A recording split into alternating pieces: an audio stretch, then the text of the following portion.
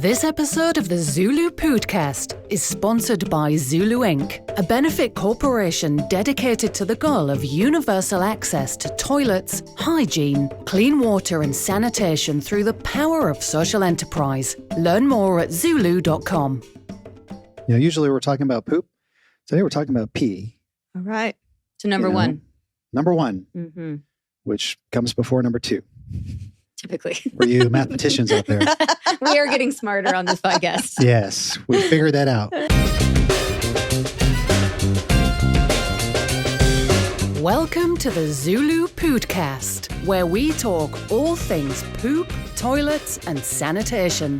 Through insightful news, impact stories, and quirky humor, we aim to discuss and highlight the critical role toilets play in whisking poop out of our lives, the impact toilets have, or lack thereof, in the health and wellness of humanity, and what ZuLoo is doing to help solve the current global sanitation crisis. Hey, ZuLoo folks, welcome back to the show. We are excited to be in studio today. Excited to have Jocelyn back. It's been a while, so It's been a drought. It's been a drought. A Jocelyn drought. It's because I'm stuck up there with all the snow. It's hard to get out. Yeah, you guys got a lot of snow. An unholy amount of snow in Midway, Utah right now. You said you had 30 deer in your back. Is that an exaggeration? No, Or being no. literal? That's literal. You counted them one day? I mean, they come and go. They're not there consistently, but They every haven't morning camped out. there's at least 15. They're kind of transient, but Yeah. like we are definitely a hub for the deer crowd up there. And since you can't get out of your driveway to get to the store, you just hunt the deer, right? We just- Well, as a vegetarian, that's I leave that to my neighbors. okay. Yeah, what do you do in the winter? We there? drink a lot of like snow juice, snow cones. We make it work. We're resourceful up there. Okay. Yeah. You could always eat We have a snow. dog. Things get real desperate. That would be your first I'll give go-to, your I'll dog. give it to my kids. You wouldn't use the dog to hunt the... Oh, this dog couldn't hunt a spider. She won't get very far. Cutest dog. Oh, well, I don't think she it got- counts as a dog. You could eat it and count it as being vegan. she got a haircut today that I can't even, I mean, I know it's my dog, but I didn't know it was my dog. I thought I went to Petco to pick her up and I legitimately thought it was a different dog. And I was like, oh, that's actually a little shorter than I thought it was going to be. And then this other dog came out and he goes, this is your dog. And I was like, no. What? Yeah. She looks like a completely different animal. She a golden doodle? She's a golden doodle. Okay. Right now, I don't know what she is. It's not a golden doodle. So would think during wintertime you would let the hair grow as much as possible. Well, that was my plan, but she loves playing it. That snow is so deep. She gets all it would those just mats and cover the snowballs. Yes, she would be covered in snowballs. She looked like a tiny abominable snow dog. Yeah. And then when they would thaw, she would just have huge mats everywhere. And she was kind of miserable. She was trying to pull them out. I was like, okay. Yeah. You just got to clip all that off. Now we got to get a dog coat. Yes. And like dog boots and a dog snowsuit. I'll send you pictures. It'll be cute. Okay, Please cool. do. Yeah. Awesome. We won't eat her. But Good. Yeah. Okay. That's an expensive meal. No, You're right. it For would- nothing else. It wouldn't do you any good. You'd still be hungry. Like, Yeah, you're right. now what? She's Now more of an appetizer. Yeah, true. Well, back to the show. We are glad you're here, Jocelyn. Thank Welcome you. back. And for our listeners, we've got a special treat. Per usual, all of our guests here on the ZuLoo Poodcast it's hard to say that they keep getting better, but they just keep getting better. They keep getting better and smarter. Get better and smarter. Darren and I have almost I'm feeling dumber and dumber. So smart that reached our pretty soon- intellectual capacity here listening to so many people. And when we ask a question and then they answer it, we're like, That sounds awesome. okay. Cool. Hopefully our smarter audience will just, grab our on it Yes. and let us know. Could you please email us what they're what they're do a little saying. Translation for us. Yeah, we need help. No, we're so thankful for them. So today we had the opportunity, Darren and I, to chat with Jenna Senecal. Senecal? Jenna, I'm so sorry. I'm murdering your last name. Say it fast. Jenna 3 times. Senecal. Senecal. Anyway, Jenna, you were amazing. Listeners, Jenna. Dr. Jenna. Dr. Jenna. She's PhD in Jenna. bioresource engineering. Nailed it. She's awesome. She's doing incredible things with urine. I mean, of all the, we spent so much time. Or urine, Urine. as they say in Britain. Britain. We spend so much time talking about what we're doing with solid waste, but Jenna is spending so much time with Sanitation 360 as the company that she's affiliated with, making fertilizing pellets. So I'll let her do the explaining, but that's what we've got in store after our poo news. Absolutely. Right. And on that point, today, usually we're talking about poop. Today we're talking about pee. All right. So number one. Number one, which comes before number two. Typically. For you mathematicians out there. We are getting smarter on this podcast. Yes. We figured that out. Because we're always fixated on number two, right? We 2 are. for 2, Yeah, that's true. Jocelyn's always, I'm doing all, number 2. all about the 2 for 2. We kind of skip over one sometimes, true. right? But as you all know, if you've ever stood in line for, our friends at Lappy, right? Or Lappy. Lappy? Lappy, you got it. Yep. Is, they're all about number one. Yeah. Right? And Pequel. And Pequel. Yeah. Right? And Hall Labs, all the testing you can do with urine. I know. Do Amazing. not, discount urine. You It's got cannot something to underestimate say. it. Yeah. So every time you think about number 2, your one is right there, typically. So anyway, we'll get into how they separate them. I mean, they usually come together, but it's better to separate them. Yes. What we've learned, right? Yes. You mix them together, it's a mess. Anyway, so in the Poo News, there's a cool new website out there. It's called P.Place. P.place. We'll put that in the show notes, right? Okay. And so every time you got a pee, if you've ever been out in public, you're running around, maybe you don't have to do number 2, right? But, you got to do number 1.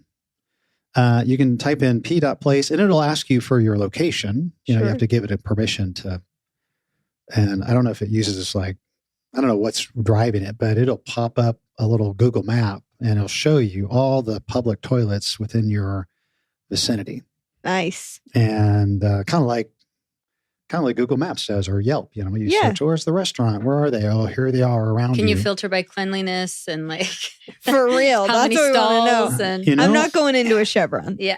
I think that may be the next generation. I mean, so it's not, don't expect your Yelp type, ratings, although that may be coming, right? But this is, I'm not sure who's running the show behind it, but, anyway, it shows all the public toilets in your vicinity, right? And Now we spoke to Cray a little while ago, who said that it's normal in Zimbabwe to ask your neighbor. So is this going to just show a bunch of homes? These are public toilets. Well, I know, but anybody's accessible. home could be public if you need it that bad. I mean, it could They'd turn have to into an invite you in. Airbnb situation. You're vying for people's. Well, you just remember Cray was like, I had to knock on a bunch of people's doors and just ask if I could use their toilet. That to me sounds like a private toilet gone public. Right, true. It sounds like it happens really frequently. So I think what we're going to have to do. This is not that. Yeah. Yeah, we're going to have to go That's and all I'm verify all these locations and make sure they're not not a stranger's home. I went up at enticing Trevor's folk. house and wait a second. I mean, this would be a really weird way to make friends, but just to get your place registered as a public toilet and just have people coming in all day. I'm thinking about making money, right? Just charge a quarter like they do in Britain. People show up because you're on P.place, and I'm like, okay, yeah, come on in. I really couldn't charge them money. You could upcharge for fancy toilet papers. Hey, well, if you become a subscriber, we'll let you use the there you use the toilet, right? We have a frequent peer system. I know. It's pretty great. The benefits are amazing. Wait, but why is it P.place? If these are P.place. I mean, maybe Poo Place is taken. I don't know. I didn't Google that one, but so that's just the name. It's not like you can't the domain. Yeah, okay, gotcha. Yeah. Somebody P.Place, and let's I mean, this is a genius idea. Yeah. Especially if you have kids. Yes. And you're unfamiliar with the area. This is great. Because you know how sometimes you're on a road trip and your little kid says, I need to go. And you go to the gas station and they say paying customers only. And you're like, do you not see what's about to happen here? Because you will be dealing with this Yeah. like in about 30 seconds, whether we've paid for anything or not. Like, This is happening. Let's make it easier for everyone. Yeah, there's a special place in hell for people Seriously, who that deny full-bladdered access to the children. restroom. Yes, I or really completely anyone, agree. right? It's like, Yes. look, it's a restroom. It's a public, Yeah. necessity. It's a human right, I think. I agree. Yes. Amen. Concur. I just Googled poop.place and it's nothing. Nothing's there. Nothing. Oh, well, hey. So there's an opportunity. Yeah, there you go. Pee place. But usually pee and, you think if you can pee there, maybe you can pee there too. One would hope. One would hope. Yeah. Unless You it's- can never unless say Unless it's a lapide and you don't Unless want That's to. true. That's Pee. true. That's a faux Depends pas. on Yeah. the exact kind of facility. Yeah, you don't want to be doing a number 2 and a lapide. It's not going to work, right? Right. So that's there's some information for you, free information. It's so helpful. Very helpful. Yeah, Yeah. and speaking of restrooms, if you guys have ever, I don't know, you're like a road trip kind of person, I'm right? kind of a road warrior. There's also this article that came out and said, look, if you're looking for a public restroom in these states, you may have to hold it Uh-oh. for a little while longer. So can you guess out of all the 50 states, which of those might be? Wait. Hold it. Why? Because there's fewer public restrooms per capita in these I states. see. They actually rank the top 2 with the most toilets and the bottom 2. Okay, wait. We have to guess. So you got to guess. Both. What are the Give me states your- with the most toilets? Let's guess those Think first. of the best, like, what would be the state? And, Vegas. if Well, that's not probably, a state. and knowing this, you probably want to move there. Yeah. I still think it's Vegas.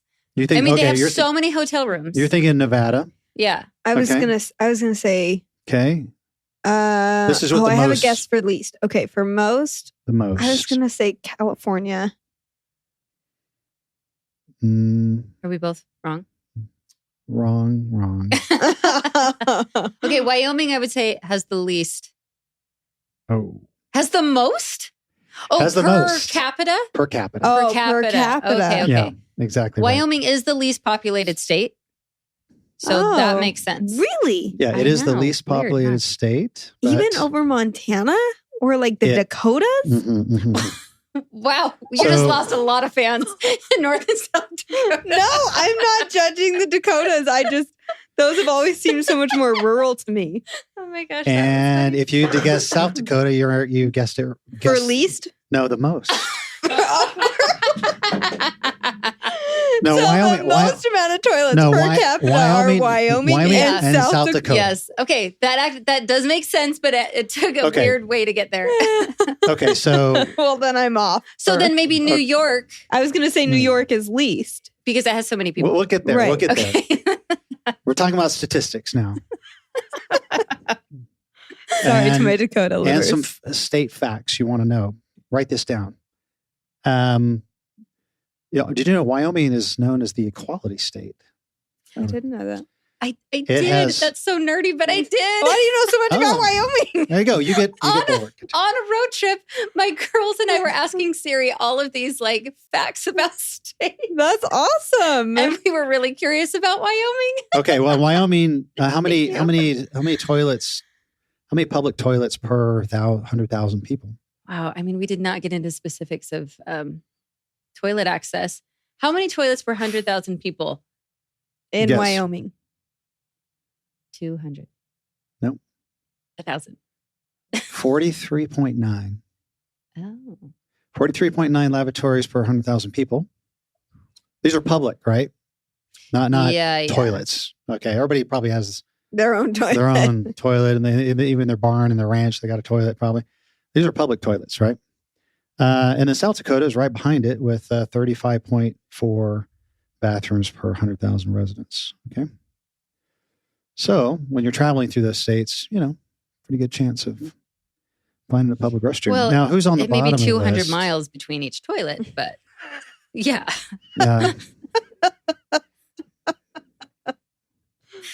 Who's on the bottom of the list? Well, if we're just Who's Delaware. on the Going with bottom? the opposite. Delaware. No, go farther south. Further Florida. south. Further south. There's no further nothing south than Florida.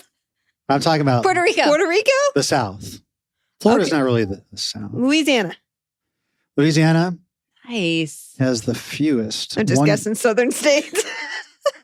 Louisiana has only 1.2 restrooms per 100,000. Wow. Followed by Mississippi. Huh. And you're, was it? No, you, yeah, you lived in Tennessee, right? I did. So Kentucky, Arkansas, Texas, Tennessee, they're at the bottom. When it comes to public toilets, now, again, I wonder why. they got probably a lot of private toilets, I can't say I'm surprised. But when we're talking about public toilets, it's just maybe not a big a priority, right? Why aren't you surprised? I just think that there are a lot of rural areas that don't have the same amount They don't have the demand. Well, yeah, there's not as many convenience stores, restaurants, because it's rural, right? So even though Wyoming maybe is rural, like there are also parts of Tennessee. I mean, you were talking about a doctor's office you worked in earlier, where we have people who live in the the backwoods of the Smoky Mountains. Like, how often do they see people? They might have a toilet, but between their home and a more metropolitan area, it's Smoky Mountain. I'm trying to think if I ever got caught between. Yeah. I don't know. That's my logic, but I could be wrong. I don't know. Wyoming and South Dakota don't really. It's not like metropolitan doesn't come to mind. I know it doesn't come to mind for me either, but you're talking per capita. Maybe downtown Cheyenne just got a ton of toilets everywhere. So it skews the numbers. They're all in Cheyenne and Jackson Hole. That's right. Jackson Hole. Jackson Hole is what makes up for it. If you ever walked around Jackson Hole, they've got a lot of public restrooms around that little square. I mean, that's where they all are. I mean, if you have to choose between going in Cheyenne or Jackson Hole, I've never been in Cheyenne. And I'm wondering what, awesome. I'm thinking like also national parks, right? I mean, because what if that's counted in that number? It's got it. Because you think about, Mount Rushmore, they probably got 100 right there. I don't know. It's not that big. I don't know. We need to dive deeper into these stats. Anyway, we need more information. Yeah, this could be fake news. So disclaimer. So anyway, don't throw eggs at ZuLoo if we're wrong. Whenever you go on your next cross-country road trip, stop in the least per capita states, explore the amount of access you have to toilets. Then go to Wyoming and South Dakota and report back. We could totally challenge these numbers. I mean, they could totally be off. Who went around counting these anyway? Yeah, when was this written? Some census thing. Oh, yeah, this could be bogus. It was a fun guessing game, though. January 26, 2023. Like, man, that was a few days ago. Right? Yeah, just about a month. I don't know. I'll write the author and just challenge their. Hey, give me your. Based on Kelsey's extensive research, we think that this is all fake. ZuLoo is challenging you. You guys, we started this episode saying I'm not very intelligent, and I'm going to still hold to that. Okay. I thought your logic was very sound. I'm just, I'm curious. I think we feel smarter though, right? Yeah. Every time you do the Poodcast, you feel a little bit. I mean, technically we are. We just learned a couple things about Wyoming and Tennessee. We learned some stats that may be true. Yeah. Right? Now, when we share serious stats about the sanitation crisis, now those are real. No, those are real. Those are verified. We know those. Those are credible. Yeah, because the UN put them out, so it's going to be right. But P-Place, I think is legit. So sweet. I think it's good. Cool. We'll find out. But anyway, that's the poo news. Awesome. Loved it. Well, without further ado, I think we should just hop into listening to Jenna. Well, Jenna, welcome to the ZuLoo Poodcast. We are so delighted to have you on. We're excited to get to know more about what it is that you do and your connections to the world of sanitation. I know it's just our first time meeting here. So can you tell our listeners a little bit about who you are, who you're associated with, what you do? Sure, and thanks for having me. It's a pleasure. So I am a research engineer or postdoc at the Swedish University of Agricultural Sciences, where I developed this technology along with Björn Vinnerhus and Prithvi Simha on how to convert urine, which has a lot of nutrients in it, and convert it into a dried solid product that we can use with conventional farming equipment. And through popularity, we saw that there's a lot of demand for this system. So we formed Sanitation 360 as a spin-off company so that we can start to commercialize this and just get the technology out so we can have a more sustainable approach to farming. Wow, that's awesome. Was this your idea, something you put forward for your postdoc, or was this a project that was sort of ongoing already that you've worked your way into? It started with Bjorn. He had this idea of how we could stabilize the urine, because if we just dry it without stabilization, we lose the nitrogen to the atmosphere. So he had this concept of how we could chemically stop that process, and then we could apply this drying technology. So I came to Sweden in 2013, it's 10 years now. I'm originally from Canada, and I came here to work with him as a research engineer, and then that turned into a PhD and then postdoc and now a company. What a cool journey. I mean, maybe something you didn't expect to be working on, as is the case for most of the folks that we chat with. I don't know, are you surprised, or have you always known, like, well, I think maybe I want to do something for the world of agriculture and sanitation? I honestly, I've been on this path since I was a little girl. I grew up with this cabin, and we had no running water, no plumbing, electricity, so we had an outhouse. And I remember driving back at a very young age, asking my parents, why can't we have that toilet in the city? Why do we have to use the flush water? So already questioning this use of drinking water. And then in my late teens, I got this book called the composting book, the toilet composting book. And in it, I learned that we can use the nutrients as a fertilizer. And that right now we're just releasing that into the environment, and it's causing environmental problems. So that just hit another light bulb in my head of like this wasting water, wasting nutrients. So I went in to study bioresource engineering. So I've been on this path my entire life. So it's really a dream come true to be standing here and getting to talk still about toilets, but also how far we've come as well. I mean, just in the last 10 years, sanitation is finally on the table. People are talking about it. You have this podcast. It wasn't like that 10 years ago. So it's been a great journey. Yeah, 10 years ago, I don't think we had podcasts, did we? 10 years ago? Maybe much less a toilet podcast, right? So we were excited. We met Berger in Lundgren in Nigeria, and he's like, "Oh, you got to talk to Jenna. You got to talk to Jenna." He like kept talking about it. We're like, "Okay, well, we're." But yeah, he is super excited about what you do, and the whole concept of diverting urine out of the toilet and using it is just I mean when you talk about it, it seems like, oh, okay, that makes sense, but when it comes to practicing it, I'm like, of course, we use toilets every day and we flush it away every day, and it's sort of like, have you seen people, obviously understanding the concept is one thing, but actually put it into practice is another. What's the challenge you see there? Oh, yeah. I mean, you hit on a really good point in that we do it every day, but we don't want to, talk about it. And we're also very attached to the flush toilet. For those of us who have it, this flush and forget concept is very comfortable. And we don't even have to think about what happens at the municipality level. We have this trust that it gets handled properly. So we see that there's a resistance at the private household level in investing in change, which I can understand. How often have you invested in a new toilet? And also having to change how you manage it. So that's why we're starting in the public sector, where there's already a service chain applied. And then there's no habit change that you have to adopt with it, because we want something that is as comfortable as the flush and forget system that we have now and gives it that same user experience. And that takes innovation. And that's what I had to do with my degree, is figure out how can we get to that level of comfortness.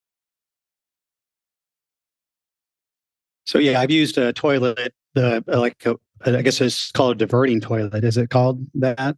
Where it diverts the solid from the liquid, and but it was always in a composting toilet situation. You had a bag of sawdust right there, and there's no pleasant flushing sound, that you're used to. Flush it away, it sort of drops in, and it's kind of like you're out in the wilderness, right? You're out camping or something, or usually it's in a remote situation. But to have that same kind of system in an urban setting, or it seemed like it would be. Maybe you could walk us through like what systems you guys utilize. I noticed on your website you guys talk about a cartridge that fills up, or you collect the urine. How does all that work? You don't mind? Very good question. So I'll break it up between what we call the front end and the back end. So the front end is the user interface. So the toilet, like what you described, that it separates the urine and the feces. And a lot of the models that we do see or that people interact with are these dry ones, where there's a bowl in the front. So you sit down and the urine gets collected in the front bowl, and then the feces and toilet paper would plop down and go in the back bowl. And now there's a few urine diverting flush toilets that are on the market. So we had a big push in the 1990s in Sweden.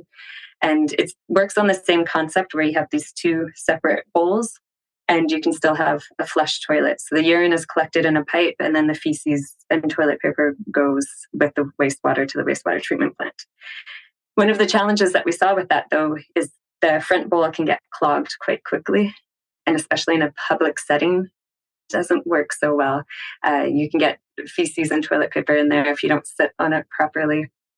So there's a group in Austria and in Switzerland that designed a new system that instead of having these two separate bowls, they use a toilet that uses surface tension to collect the urine. So you sit down the same way, and then the urine hits this flat kind of plate that slows down the force, and then the urine follows the surface of the toilet, and there's a curve, and then it gets separated that way.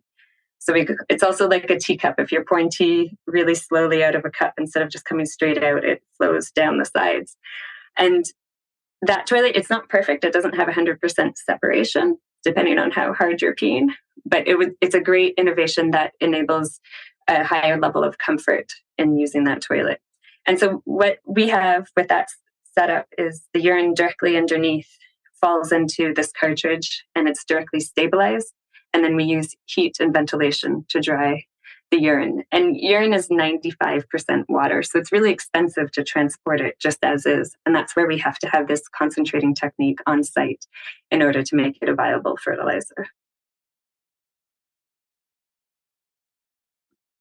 So it's kind of like, you were mentioning a teacup. Like if you have little solids in the bottom of the teacup, right? It would, if you pour it out quickly, it all comes out. But if you tilt it, and the solids stay in, and the liquid comes out. Is that the idea generally?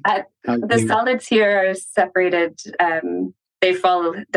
If you sit on it properly, it should just fall in with the wastewater, the flush water. But if it does land on this platform, it's okay because then it doesn't go in with the urine, but the flush water then pushes it off the platform.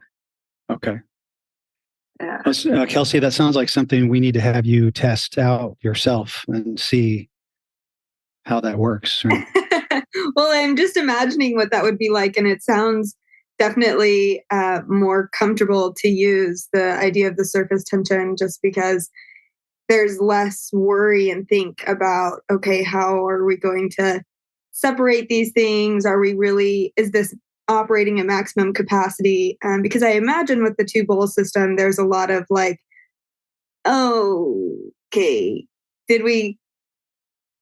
is our sample pure enough for how we need? How do you filter out any solids that might have come in with, I don't know, like I'm just thinking of all the different problems that might occur in two bowl, and that surface tension plane just seems like a great step in the next direction, or a great step in a forward direction, right, for solving this. I am curious to know though, Jenna, like agriculturally, we've had a couple of people talk about the different like repurposing of waste and how that can be used in agriculture. But I think that there's still quite a large knowledge gap for most of us and how that works as fertilizer. I think we're familiar enough with it with like, oh, okay, this like we use manure, right? But is it similar with human waste? How is urine versus solid waste?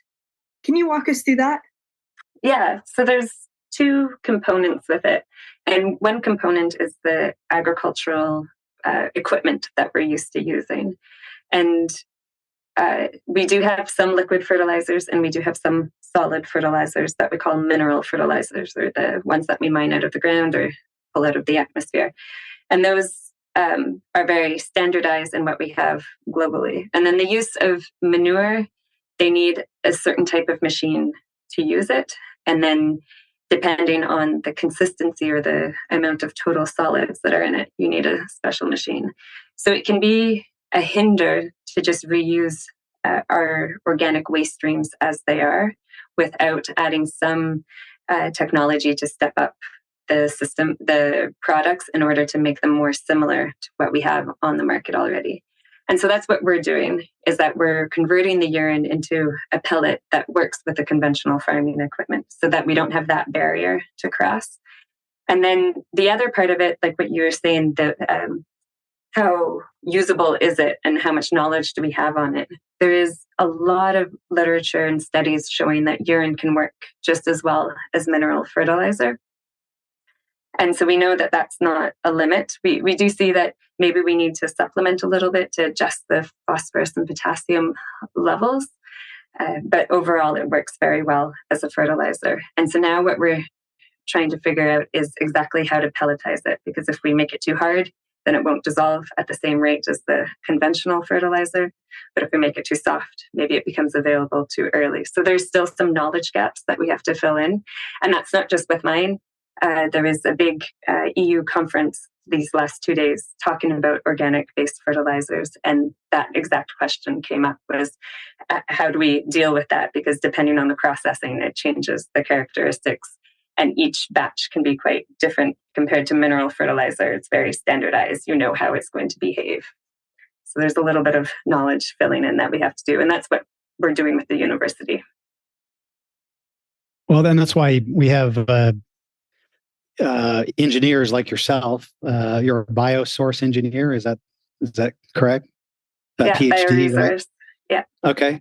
Yeah. So I'm glad we have people like you working on it, because, you know, how you would accomplish all that is like kind of blows my mind. It's like, okay, I you know, here you can see my level of understanding. I'm more concerned about, can I flesh it, or you know, but anyway, we applaud you for your progress in this area. That's awesome. Thank you. I applaud you guys for bringing it to the table like this. It's what we need, is more people talking about it. Because so in Sweden, and I assume it's the same in the US, they assume it's a global south problem, access to sanitation and access to proper treatment. But if we look at the amount of nitrogen that Sweden releases into the environment, agriculture accounts for about 42%. Us going to the bathroom accounts for 28%. And this is Sweden, where we have some of the most advanced wastewater treatment plants. So there's so much that we can do even in Sweden. And it's such a global problem that we need to address. Right, absolutely. And what solutions are being brought to bear? I know that's you talk about nitrogen levels and, you know, and toxic blooms and all of that's happening. I mean, that's just happening. And there's not a lot of people that are talking about solutions aside from yourself and a few others. Like, hey, there is a solution, and here, you know, I mean, you know, we can't solve all the world's problems, but this is one that is solvable with the right technology, right? So, so you live on the island south of Stockholm, Gotland, right? Is that how you say it? Gotland. Yeah, Gotland. Mm-hmm. Okay, what is that? What's that island like there? It's a 3.5-hour ferry ride from the mainland, and we're about 60,000 people permanently. But it's kind of like the Mediterranean of Sweden. So we're inundated with tourists every summer. And so that's also part of why I'm here, is that there's a lot that we can do with tourists education, but also collecting the urine, reducing the burden that we have on the Baltic Sea. The Baltic Sea is considered that 97% of it is struggling with eutrophication or the algae blooms. So there's a lot of work to be done here. Yeah, especially with agriculture, and you've got, 1 billion people in that Northern Europe area, right? And they're all neighbors in close proximity, right? So that I can see how that could be a big challenge. Mm-hmm.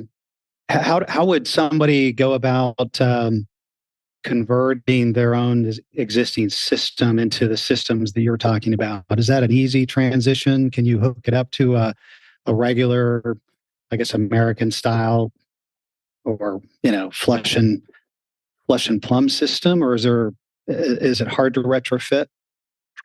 The retrofitting is not very hard. So you can take out your old flush toilet and you can put in this new urine diverting flush toilet. Where the challenge comes in is that right now, if you flush, the municipality takes over and you don't have to do anything. If you put in this urine diverting toilet, you as an individual become responsible for how to manage all this urine. And we generate 1.5 liters each day as an individual. So if you're a family of 4, you're getting 4 to 6 liters every day. So it adds up. So how do you manage that over time? It becomes an issue. So that's part of why we see that we needed this concentrating technology so that we can have it easier on site. But for individuals to take action at household level, we see that it's a very big commitment to do that and to want to manage. Well, there's not really an incentive. I mean, unless you just really are, personally care about the environment, and you want, or you're a toilet nerd like we are. It's like, oh, I think I'll put one in, and now I've got all this urine to deal with. What am I? I know my wife wouldn't be happy if I had buckets of urine around the house, but and yeah, we want to move away from having to use buckets, obviously. So that's where we're working with the public sector, but also in private buildings, but new buildings where we can put a system in the basement so that the individual house doesn't have to do anything themselves, but everything happens in the basement to try to offer this comfort. Also, because where would you store it? And then your system also, I guess is it Sanitation 360? You'd have trucks that come and actually is like a pump truck that pumps it out. Is that how that would work? Or is it already solid? So we would work on a liquid basis. So we would come and collect the concentrate that's already reduced maybe 30 times, and then use the vacuum truck to take it and then have a final drying stage to turn it into pellets and bag it and ready for market.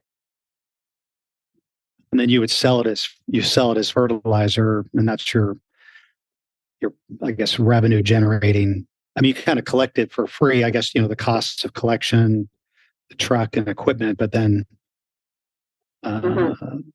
yeah, sounds like a great model. Mm-hmm. Yeah, it's especially with the motivation now that municipalities have with doing something for the environment as well, and that we're getting more strict regulations on how clean the wastewater treatment plant has to process our water. There's a lot of more incentives as well that we think will help drive the process. Yeah, I'm just like over here digesting all of it and thinking how cool this would be to have in my city. I mean, to know that like this is one step that my city is deciding to take to try to save our local bodies of water. We've talked about on the show before, and this is going to be new to you, Jenna, but we have here in Utah County, where I live, we have one lake, and it's disgusting. And we joke about it. We joke about it being like the Black Lagoon. It's fine. People fish and boat and everything, but there's like toxic algae blooms at least once a year where they, shut down the lake completely. Nobody can go in. And that's primarily because a lot of the water that we use just, gets dumped back in. And anyway, so thinking about like not only the the natural environment in which I live, but also the responsibility that my city has to care for that natural surrounding, this technology just is really attractive to me as a citizen in that way. And of course, it's sort of thinking like putting this in an individual household. My brain goes two different directions. One is like, oh man, I can't ever imagine putting a toilet like this in an urban city, like having that privately. What if you're a landlord and that's the toilet that you have, you know? But the second thought that I have is just further down the line, when this kind of technology does become more accessible, more people are educated about the benefits of this, how neat that will be to be able to recycle resources, how much good that can do. You know, I think one thing that 2020 really showed us is that if humans can either back off or take innovative steps in the right direction, nature's just going to do its thing and it can thrive and we can see so much progress so quickly. So I think that it's just really neat to imagine a world where that kind of change can happen very quickly. And that, of course, has a domino effect, right? If we have better fertilizers, we can grow better food, we can reach more people, that's more accessible, that changes lives individually and as a community. And anyway, it's just, we're all connected, right? It's all connected. Yeah, I really like your point. It's something that we think about a lot, is how do we get to the household level? Because that's ultimately our dream, is that every toilet is a urine diverting toilet and we're mining these resources. And if we look back 30 years, how much household recycling were we doing? Not that much. But we brought it in step by step. And now in Sweden, it's a little special, but we have special or separate compartments for everything. So we have one for plastic, one for metal, one for glass, one for cardboard, one for the other type of paper, and now one for organic waste, the kitchen waste. So for us, we see that in the next 30 years, it's not that big of a step to now have one for urine that we can dry at home. And then you have your little bag of urine that you take with you, and you either deposit it where your other recycling gets deposited, or have some other service chain. But we definitely see that there's a big potential. Well, we've had another innovator on the show. His name's Michael Hall. And a similar concept, but different. His lab is working on technology that will incinerate solid waste. So for mobile homes and RVs, things like that, airplanes, so that the weight limit is not as arduous, right? So that mobile homes can, and it's all, this is like me showing my lack of knowledge or complete scientific understanding. So Darren might have to pop in here, but essentially it incinerates. I'm not a scientist. So Darren's like, I can't do this either. I'm a lawyer. I'm even lower on the totem pole. I'm just like, yeah. So don't ask me. This is just go back and listen to that episode. But for you, Jenna, what I'm trying to explain, which I think your smart brain is just going to understand, is it essentially uses pressure, high levels of pressure, to make the waste into this fine powder that can be either resold as fertilizer or composted really easily at home, or just thrown out. Anyway, it's really interesting to see the sort of crossover between both of your ideas, and how yours is utilizing liquid waste while his is solid waste. And, there's a way to do both. I think Michael's ultimate vision is that this can be in a household. We can install the technology to eventually, right? This is like his big dream, eventually have the technology in the home to do the high pressure incinerating. And so I think of something very similar. Wow, what if there's a time down the road where we don't have to collect the urine necessarily? There's some sort of technology that's safe and helps us, like average Joes, understand how to create the pellets, and that makes it more accessible. I don't know. I'm just in the cloud of imagination and excitement of that. So Yeah, Jenna, you were saying, like, I was also thinking, you were talking about recycling, and I was also thinking about solar, right? We think about solar. I mean, yeah, 10 years ago, 20 years ago, how many people had their own solar panels on their house to generate electricity and actually even contribute electricity back into the grid? I mean, that's sort of like, I mean, that would have been like, Star Trek, Star Wars kind of thought, but now it's like, oh, very common. I think it's a matter of, and you talk about recycling and how that, I know in Puerto Rico, they've got a long ways to go because, everything goes in the same glass, bottles, cardboard, everything goes in the same bin.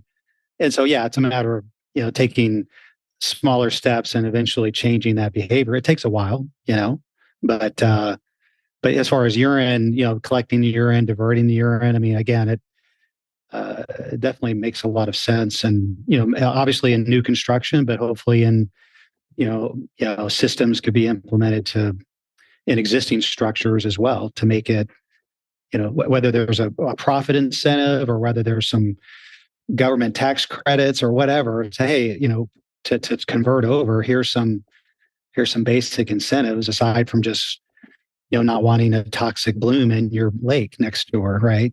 There's, you think that would be enough, but there's got to be a little bit more there. But yeah, I think you're on the right track, Jenna. Thank you. Yeah, I think I'm pretty optimistic about the future, actually. I think we can strive for better. And we're finding, I think, those motivations, as you mentioned. And Paris is quite unique. They have right now a subsidy where they help pay 80% of the cost for companies to help retrofit their systems to be urine diverting. So I think if more communities pick up that type of support, then we'll see a high level of changeover. Well, I just have one last question for you, Jenna. You mentioned earlier that because you live in an area that has high tourism rates, especially in the summer, you try to do more education. What does that look like? And what's the response that you see from tourists? Because what a novel way to reach the world in person. Yeah, so far we haven't had... Oh, no, that's not true. I've done quite a few presentations to the general public. Honestly, it's fun every single time. Even if I'm talking to farmers or people in the ag sector, when I start talking, you can still see light bulbs going off.